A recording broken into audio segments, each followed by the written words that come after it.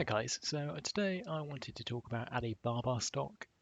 This is a company that's been really beaten down for quite a long time now, and it's a very interesting position that I've been quite bullish on. I was bullish going into earnings. That was not a great view in hindsight, as earnings were pretty bad, which I wanted to touch upon.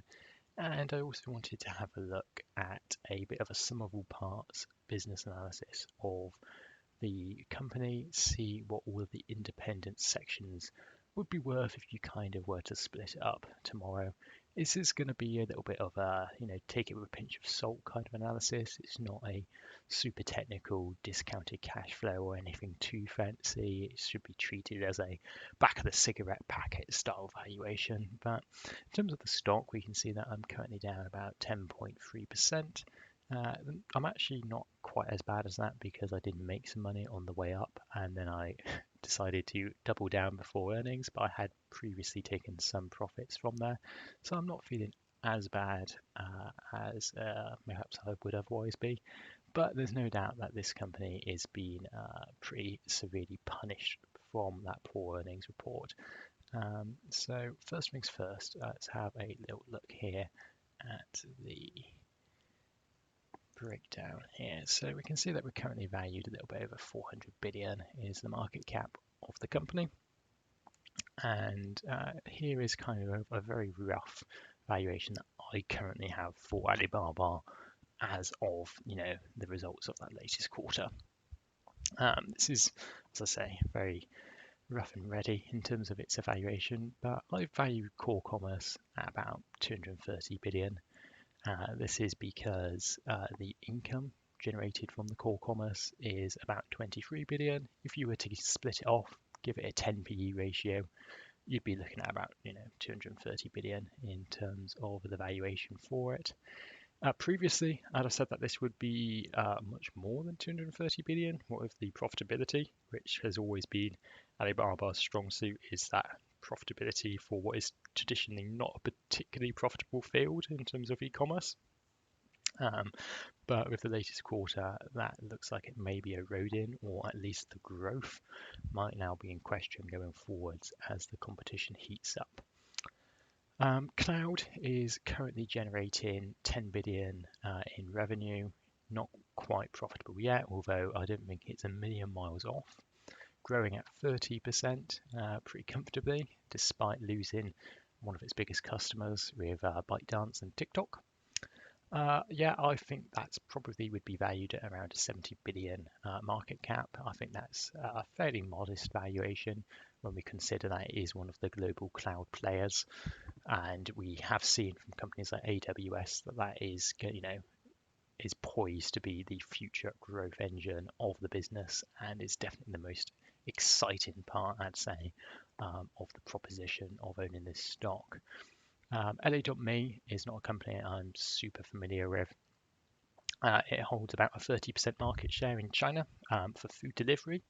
There is a larger company called Meituan, and if you were to kind of compare and revise down Meituan's valuation into Elme's when you take into account their differing market shares, it would actually be valued at 100 billion, which I think is absolutely crazy. I think food delivery companies are valued very richly at the moment. I would not be comfortable valuing LA.me at 100 billion in any of my projections. So I've just revised that quite heavily down to 28 billion, which I think is a much more appropriate level for a company in that sort of field and of that nature. Lazada is another one that I'm not super familiar with. It is their highest growing international e-commerce section. I've given it a valuation here of 35 billion. It is quite big in the Southeast Asian ones like Thailand and Malaysia. However, it does have quite stiff competition with Shopee, owned by Sea Limited. And if you try and cut out Sea Limited's video game wing and then try and account for the fact that Lazada has a smaller market share, you'll be coming in with a valuation of about 80 billion, which from what the back of the cigarette packet mouse I was doing, again, I think C Limited is trading at a premium on the basis that it is a very strong company with a very strong outlook. So I have significantly revised that down in my estimation here to 35 billion.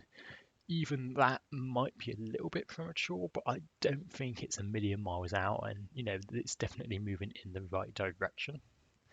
Um, with Ant Financial, pretty straightforward case of we don't know exactly what his valuation will be going forwards. Obviously, it wanted to IPO at 100 billion a year or so ago, but that is definitely not in the cards going forwards. The general consensus seems to be that even when it is allowed to IPO, it will be bringing in about a 30 billion valuation. And I think that's probably about fair, considering where it's at and the fact that it's not going to be as profitable as it could have been if it wasn't so highly regulated. And then we've got Canio, which is Alibaba's logistics arm. Alibaba owns 63% in terms of their stake in the company. There isn't really a comparable company to compare. However, Alibaba themselves did value it at 20 billion in 2018. And of course, the company has grown since then, and it is, processing more revenue over time. Um, I would be inclined to give a valuation of 30 billion, would be my estimation there. I think that's probably about fair. Uh, you could make the argument that, of course, this company, there's the logistics arm, only exists because it is tied to Alibaba, which is a fair comment to make. But I think that is probably a reasonable valuation in terms of doing an analysis here. Moving on from that, you've got Turkey's e-commerce site, which is a dominant force in there. Alibaba have an 87% stake. They recently had a funding round in which that Trenadol was valued at 15 billion for Alibaba's stake in them. So I've more or less been using that same 15 billion in this particular analysis. They've also got Yoku, which UQ, I'm not quite sure how to pronounce some of these Chinese words, so you have to forgive me there. I'm not very familiar with various wings of some of the Asian companies. UQ is obviously the Chinese version of YouTube, one of them. They do seem to have more competitors than something like YouTube in the West. They are growing. They did have subscriber growth in this latest quarterly report. However, it doesn't seem to be doing that much. From what I can ascertain, the advertising spend online in China is a lot less developed than in the West or in the US or the UK. Because of that, I don't think it's going to have appreciated that much since it was acquired in 2016, when I believe it was given a valuation of 4 billion when it was first bought by Alibaba. I've gone up to 10 billion. Whether it could actually get that in the open market remains to be seen. I'd have to do a more detailed look into that company, but I think that's probably not a million miles off. And then finally, I've just included a tiny bit there for AliExpress, just 10 billion there. Growth was poor this quarter because of things like the import VAT rules in Europe not being as favorable to the external e-commerce shipping transnationally model that they have. But it's still there. It is going to be one of the future growth engines of the company, and it should be kind of factored in as part of the valuation. If you compared it to something like Wish, which was valued at 15 billion, which I'd argue is a much more inferior company compared to something like AliExpress, that makes it seem quite reasonable. Not that Wish is currently valued anywhere near 10 billion. And finally, of course, we do have the cash pile, which is sitting approximately around 50 billion at this moment in time, from what I could make out. Difficult to say, exactly, but when you say they've got a lot of liabilities and a lot of it is tied up in some short-term stuff, but I think we're looking at in the ballpark of about 50 billion in cash. And then when we get into these lower market cap values, that becomes quite a significant amount of cash to have on the balance sheet. You can do quite a lot with 50 billion, and with the way that they're investing, I'd imagine we're going to see that potentially not grow that quickly going forwards. They do have other parts of the business which I don't think have been worked in this evaluation that I've done. Like I believe they own the South China Morning Post, and I know that they do have short-term investments, which I'm not sure in the balance sheet were necessarily included in my cash pile for my quick rough workings out that I did, in terms of their like share of DD and these other companies. But what I've been trying to do here is I've been trying to get modest valuations with a margin of error, um, really just to give it a fair value. And intrinsically, based on this, it would suggest that there is a margin of safety here of maybe the better part of 100 billion. Now, that's not to say that it is only ever going to be worth, what is currently down as these. A lot of these segments are growing very quickly, and a lot of them probably have very positive future outlooks. I'd say that China is overall still a growing market, despite the fact that this quarter was a bit slower. Uh, but overall, I think these companies are going to have good growth runways. I think we are at an inflection point in terms of the quarter. When it comes to the core business, that's the bit that I think is really worrying people at the moment. I'll do a separate video running through some of the highlights of the quarterly report.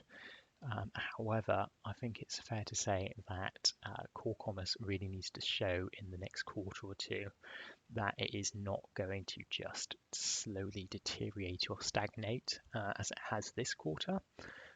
We were having growth in the core segment of around 3%, which is not really enough, particularly when companies like JD, and we haven't seen Pinduoduo's latest earnings report, but I expect it will probably be quite good in comparison to Alibaba's. They're not necessarily being held back as much by the Chinese headwinds that Alibaba management were talking about, which does suggest that maybe the competition is getting a little bit hot for Alibaba to compete with. But from this, I am still quite bullish on the company myself. I don't think it's over just because of one bad quarterly report. I'm prepared to sit this one out and wait until the picture clarifies. I don't think the current valuation is so high that there isn't a margin for the company to have the odd hiccup. I think long-term holders still have potential at this point. However, I also think you might want to look in if you're not already invested in the company. You might want to hold off and wait and see how it shakes out in the next quarter. I don't think that is necessarily a bad move either. I think Chinese stocks are going to stay beaten down for a little while. I don't think the regulatory pressure is going to be over anytime immediately soon. And it looks like the Chinese growth headwinds potentially might be going on for a little while as well. So yeah, I can do another video talking about the regulatory stuff and breaking down in more detail some of the stuff that came up that I thought was interesting in the earnings report. But I just wanted to give a quick sum of all parts analysis there. Please do leave your comments. I'll be interested to see what you guys have to say. Get some other views on there. I'm sure I've made some pretty egregious assumptions here, which you guys can all point out and see where I've gone wrong and which bits, perhaps are under or overvalued. There is definitely a healthy margin of error in this. This is really just kind of a very broad stroke sort of look at the individual thing, because often I feel that the conversation is entirely around core commerce, which is understandable. But it is worth bearing in mind that they are a bit of a spawner in terms of their company, and some of their growth runway in the future, it's not just going to be core Chinese commerce. It's going to be these, currently unprofitable wings moving forwards, and that's, we need to see that moving into future earnings.